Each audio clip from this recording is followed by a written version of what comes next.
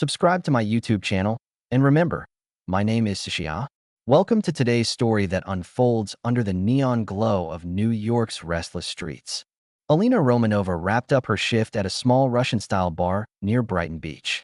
It was nearly 2 a.m., and the streets glimmered with the remnants of city lights while a faint hum of traffic lingered in the distance. The bar's neon sign blinked in and out, almost mirroring her exhaustion. She stepped out, pulling her coat tightly around her shoulders. The crisp night air stung her cheeks. "Need a taxi, miss?" called a man from the street corner. Alina nodded, hesitant. "Yes, please. I'm heading up toward Midtown." The man waved toward a parked car. It was an older model sedan, paint chipped around the doors, headlights a little dim. The driver sat behind the wheel, gazing ahead as if lost in his thoughts. His name, as Alina would soon learn, was Konstantin Sokolov, a Russian immigrant who had been living in New York for about 5 years. He came on a travel visa, stayed illegally for a while, then managed to get a hack license through dubious connections. Alina slid into the back seat. She had no reason to suspect anything truly ominous at first. She was simply relieved to sit down. However, the stale smell of cigarette smoke and something sharper, alcohol, clung to the car's interior. She glanced at the driver's reflection in the rearview mirror. His eyes flickered toward her. "Where to?" he asked, a slight slur in his speech. "Midtown, near West 45th, she replied softly, reciting her address. "You Russian?" he asked. Alina nodded, not in the mood to elaborate. Konstantin let out a dry chuckle. "Me too," he said, switching the radio to a station playing classic Russian rock. "We can speak in our own language if you want." Alina tried to remain polite, but she kept her eyes focused out the window as the car pulled away from the curb. A drizzle began to patter against the windshield. She had a single text from her husband, Dmitry, waiting on her phone. "Call me when you're on your way home." She tapped a quick message back, "Leaving now. Be home soon." The city lights flickered in streaks as Konstantin drove. Alina sank into the back seat, the fatigue of a long day overtaking her. She was married to Dmitry Romanov, a local figure with a reputation. There were whispers about him in the Russian community, murmurs that he wasn't someone you crossed lightly. He had come to the US a decade earlier with barely a ruble in his pocket, and rumors circulated that he had taken a dangerous road to prosperity. Alina never asked too many questions about Dmitry's dealings, but she couldn't ignore the signs. She'd seen the men in black coats visiting their house, the uneasy stares from neighbors, the hush that fell when Dmitry's name surfaced in conversation. Still, he was kind to her, protective, and, above all, she felt safe when he was around. Konstantin sniffed loudly from the driver's seat, clearing his throat in a way that struck Alina as odd. He pressed on the gas a bit too hard, weaving around a slower car. Alina swallowed, an uneasy feeling knotting in her stomach. Maybe it was nothing. Maybe it was just a guy trying to get home quickly, a bit tipsy, but not necessarily dangerous. "You work late, don't you?" Konstantin asked, glancing at her in the mirror again. Alina let out a slow breath. "Yes, I do." He gave another short laugh. "What's the point of living in this city if you're going to slog away at a bar till 2 a.m.? Alina said nothing, hoping her silence would end the conversation. If she could just get to her apartment without any trouble. The rain picked up, tapping steadily against the roof, making visibility more difficult. Konstantin switched on the windshield wipers. They squeaked across the glass, an almost rhythmic hush-hush sound. Alina tried to distract herself by looking at the passing sidewalks, the occasional late-night food carts, a couple stumbling home from a bar. Suddenly, Konstantin jerked the wheel to avoid a pothole, the car lurching sideways. Alina tensed and clutched the seatbelt. "Sorry about that," Konstantin muttered, though his voice lacked genuine remorse. "These streets are terrible." A silence followed, broken only by the low drone of the radio. Alina's phone buzzed in her purse. She fished it out and saw a new text from Dmitry. "Everything okay?" She typed back hurriedly. "Yes, just tired. We'll be there soon." Her instincts were telling her something was wrong. Konstantin's driving was erratic, and his speech was slurred. She thought about asking him to pull over, but they were on a nearly empty stretch of road, nowhere near a well-lit area. Konstantin glanced at her phone from the rearview mirror. "Your boyfriend checking up on you?" "My husband," Alina corrected quietly. "Oh," he said, raising an eyebrow. Then he laughed in a manner that sent a chill down her spine. "Where's he from?" Russia, Alina answered curtly. Konstantin smirked. You Russians, he said, as though he weren't Russian himself. You always have such controlling men. Alina decided to stay quiet. The next few minutes dragged on with an unsettling tension. Konstantin kept fiddling with the radio, switching from Russian rock to an angry talk radio station, then to silence, apparently unable to keep still. What's his name? Konstantin asked, forcing a conversation that Alina didn't want. She hesitated. Dmitri. Dmitri what? She swallowed. Dmitri Romanov. The name bounced around the car's interior. Sometimes, in the Russian-speaking circles around Brighton Beach, Dmitri Romanov's name brought cautious respect. Alina braced herself. Maybe Konstantin had heard of him. But if he had, his reaction didn't show it. Instead, he just let out a scoffing breath, unamused. Never heard of him, Konstantin said flatly. I'm sure he's a real tough guy. Alina felt the car speed up. A creeping sense of dread began to coil around her. They were about 10 minutes from Alina's building when Konstantin swerved again, this time nearly missing a red light. He slammed on the brakes at the last second, causing Alina to jolt forward. Her seatbelt dug into her collarbone. Watch it. Alina snapped, adrenaline spiking in her veins. Konstantin peered back over his shoulder, eyes bloodshot. Relax, he muttered, then added under his breath, You're lucky I picked you up at all. Alina's heart pounded. She realized there was no one around, no other cars waiting at the light. Downtown was behind them, and this part of the city was eerily quiet. The traffic signal turned green, and Konstantin accelerated with an aggressive jerk. She took a silent inhale and tried to calm herself. But the fear rose as Konstantin began talking, his words low and menacing. What's a girl like you doing out so late? These streets aren't safe, you know. People disappear sometimes. Alina's breath caught. I work at a bar, she said, voice unsteady. I told you. Konstantin laughed again, harsh, unsettling. You're pretty, he said, staring at her in the rearview mirror. You must get all kinds of tips from drunk guys, no? She realized her phone was still in her hand. She thumbed it, hoping to keep it from view. Maybe she could dial Dmitri or at least text him. But Konstantin, as if sensing her intention, abruptly reached between the front seats, gripping her wrist with surprising force. Hey, you don't need that right now, he growled. Let go of me, Alina demanded, voice trembling but firm. She managed to pull free, her heart hammering. Konstantin's lips curled into a sneer. Who's going to help you? Your husband. Alina considered her next move carefully. Then she opened the photos on her phone, swiping until she found a picture of Dmitri. It was from a month ago at a friend's birthday party. Dmitri was in a black suit, arms folded, an unmistakable air of confidence in his stance. She held the screen up for Konstantin to see. This is my husband, she said fiercely, hoping to jolt him into sobriety. Dmitri Romanov. People know him around here. Believe me. Konstantin squinted at the photo, still driving, though his attention wavered. A flicker of recognition crossed his features, or maybe it was just curiosity. After a second, he shook his head dismissively. I don't care who he is, Konstantin mumbled. Don't think I'm scared of some Russian tough guy. I've seen plenty of wannabes in my life. Alina felt her stomach drop. She wished she had asked the bar manager to call her a reputable taxi or used a rideshare app. Now she was locked in a precarious situation with a man who seemed completely unafraid. You should let me out, Alina said, trying to keep her tone steady. I'll pay you whatever you want. Just stop the car. Konstantin ignored her plea. His expression grew darker, and he reached one arm behind the seat again, groping at her shoulder.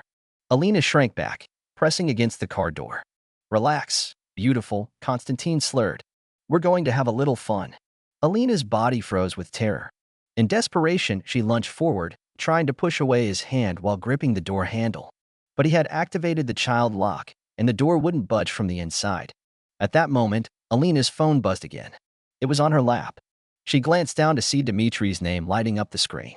She answered frantically, her voice shaking. Dmitri. On the other end, Dmitri's tone was immediately alert. Alina, where are you?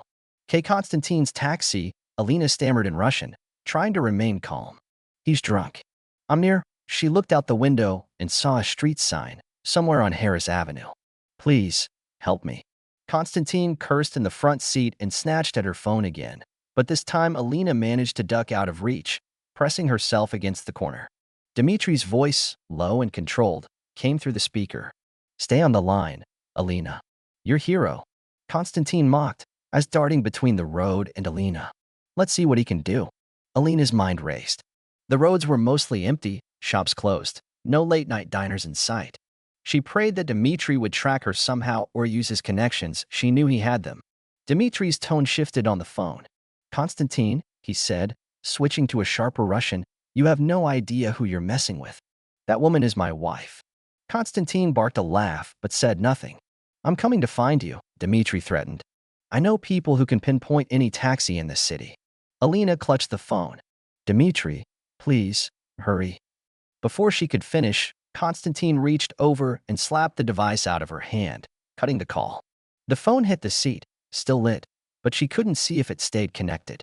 Her heart hammered as Konstantin took a sharp turn down a dimly lit street. He brought the car to an abrupt stop behind an abandoned warehouse. The engine rumbled and idled. For a moment, neither spoke. The car's headlights pierced the darkness, illuminating a chain-link fence and piles of discarded wood. "I guess we'll continue our conversation here," Konstantin said, turning in his seat.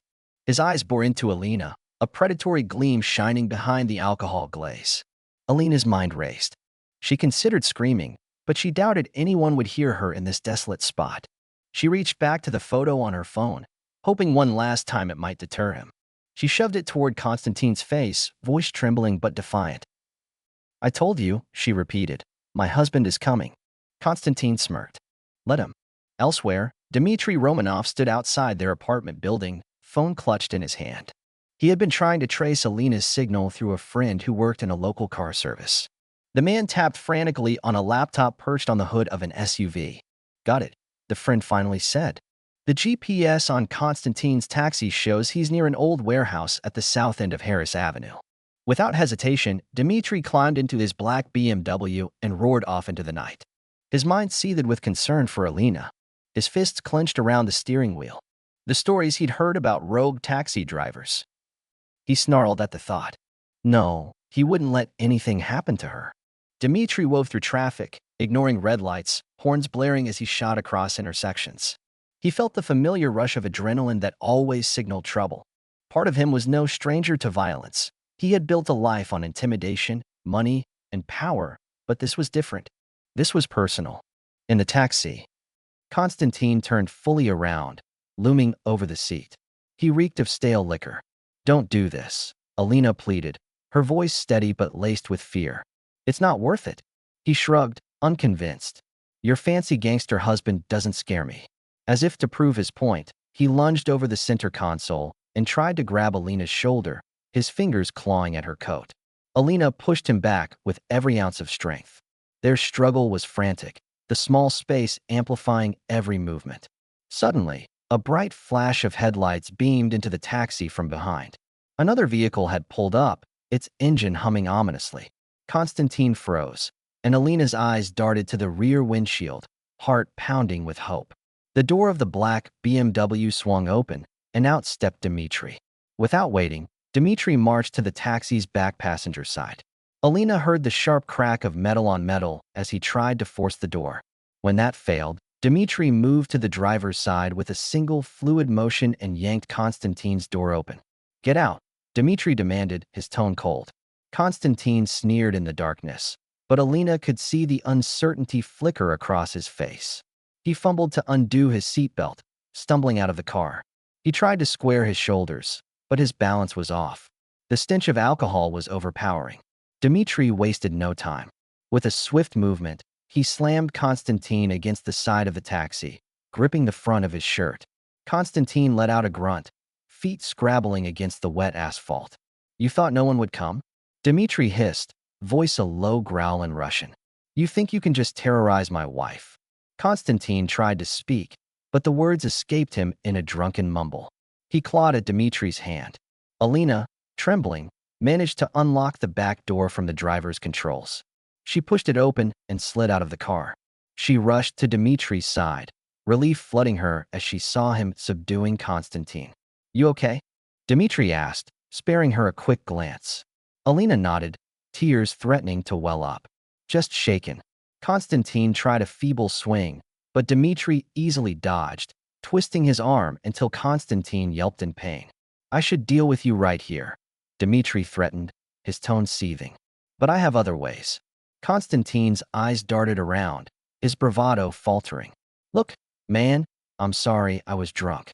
I, save it, Dmitri snapped. He shoved Constantine to the ground. The drunken driver landed on his knees, gasping. Alina rested a hand on Dmitri's shoulder, sensing the tension in his muscles. The clouded reflection of the city lights in the puddles shimmered around them. A gust of wind rustled the chain-link fence. Let's go, Alina whispered. Dmitri took a moment, breathing heavily. Finally, he released Constantine and stood tall, glaring down at him. If I see you anywhere near her again. He let the implication hang in the frigid air. Constantine didn't respond. He tried to rise, but slipped on the wet pavement, fear evident in his eyes. With an arm around Alina, Dmitri led her to his car. The door closed, sealing them inside. Alina's breath came in ragged gasps, adrenaline still coursing through her veins. Are you sure you're okay? Dmitri asked again, reaching across to brush her cheek. She nodded, tears forming at last as the reality of what nearly happened sank in. Thank you, she whispered, resting her head on his shoulder. Dmitri started the engine, pulling away from the warehouse, leaving Constantine behind in the glow of the BMW's taillights. They drove in silence for a while, the tension slowly easing. Alina watched the city lights pass by, feeling safer with each mile that separated them from the grim scene. Finally, Dmitri spoke, his voice low. I'll make sure he loses his license. I'll make sure no one in our circles will ever trust him again. Alina exhaled, nodding, feeling the tears trickle down her cheeks. She believed him. Dmitri had never been one to make empty promises, and though she didn't always approve of his methods, she couldn't deny her gratitude tonight. Let's just go home, she said. Home, Dmitri agreed. He picked up his phone and made a quick call in Russian, presumably to handle the aftermath of what had occurred. Alina didn't bother asking for details. She closed her eyes, letting the gentle hum of the BMW's engine lull her toward calm. In that moment, for all the darkness and uncertainty swirling in their lives, one thing was certain: Dmitri had come for her, exactly as he always promised he would. She leaned against his shoulder, remembering the fear that had gripped her, the relief she felt now. As they disappeared into the neon haze of New York City, Alina silently thanked whatever forces of fate had aligned to bring Dmitri to her side in time. Constantine had made his choice, and he would bear the consequences. But for now, she focused on the rhythmic passing of streetlights, on Dmitri's steady presence, and the knowledge that she was safe. When the car finally parked outside their apartment building, Alina let out a shaky breath. She climbed out, legs wobbly. Dmitri escorted her up the stairs, unlocking the door. The warmth of their cozy living room enveloped her. You need anything? Dmitri asked softly, helping her off with her coat. Alina shook her head. Just you. He nodded, pulling her into an embrace. Moments later, she sank onto the couch, exhaustion overtaking her. Dmitri placed a blanket around her shoulders and sat beside her, silently reassuring her that everything was going to be okay. In the back of her mind, Alina knew they would have to deal with the aftermath of tonight. Perhaps Dmitri's actions would lead to new threats or stir old grudges. But all that mattered at this moment was that she was alive and safe, and Dmitri was here. She closed her eyes, letting her breath even out, lulled by the faint hum of city life outside. In time, they would speak of it. She would recount every frightening detail, and Dmitri would respond with calm precision, making phone calls to ensure Constantine would never bother another unsuspecting passenger again. Tonight, though, they sat in silence, each lost in their own thoughts, but comforted by each other's presence. Tomorrow, life would resume. Alina might even return to work, though not without a deep apprehension about traveling at night. But Dmitri would undoubtedly arrange something, perhaps a personal driver or an escort from one of his trusted acquaintances. For now, at least, the only sound in the apartment was the soft hum of the heater and Alina's slow, measured breathing. The terrifying ordeal was over. And so the night ended in relief rather than tragedy, a reminder of how swiftly danger could descend and how important it was to have someone to rely on when the shadows loomed too large. Alina and Dmitri had each other, and in their world, that meant everything. End of story.